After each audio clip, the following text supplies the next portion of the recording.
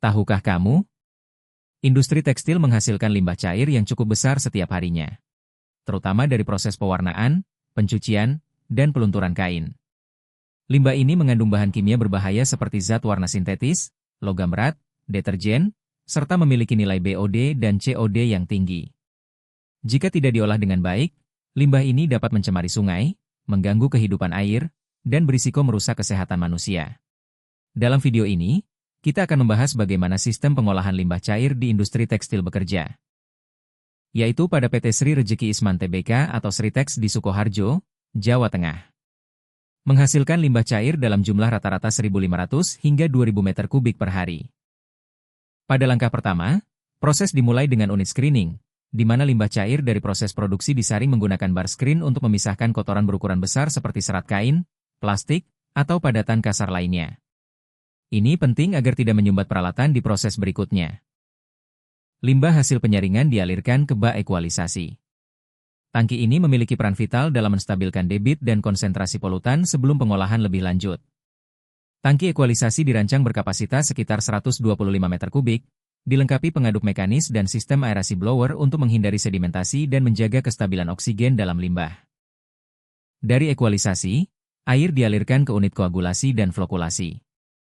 Pada tahap ini ditambahkan bahan kimia seperti PAC atau polyaluminium chloride, sebanyak 50-100 ppm, untuk menggumpalkan partikel tersuspensi dan koloid. Proses dilakukan dalam dua tangki, koagulasi, dengan mixer cepat, selama 1-2 menit, dan flokulasi, dengan mixer lambat, selama 20-30 menit.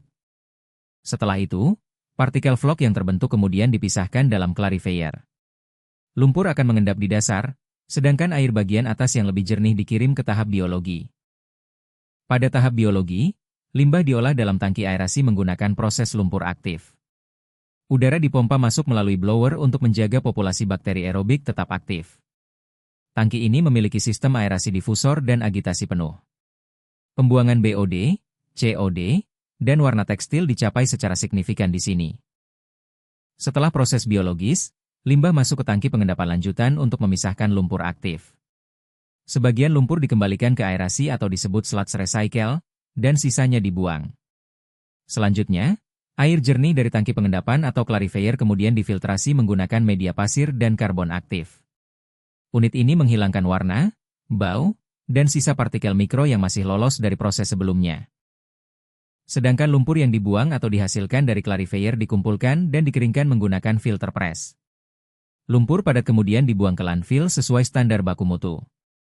Air hasil olahan akhir diuji kualitasnya, dan bila memenuhi baku mutu, air dibuang ke sungai atau dialirkan kembali untuk kebutuhan non-produksi seperti penyiraman taman atau pendinginan boiler. Dan itulah proses pengelolaan limbah cair di PT Sritex. Semuanya dirancang untuk memastikan air limbah kembali ke lingkungan dalam kondisi aman. Pengolahan limbah bukan hanya soal teknis, tidak hanya tentang mematuhi standar, tapi juga aktif menjaga kelestarian air dan lingkungan, karena masa depan yang bersih dimulai dari tindakan hari ini.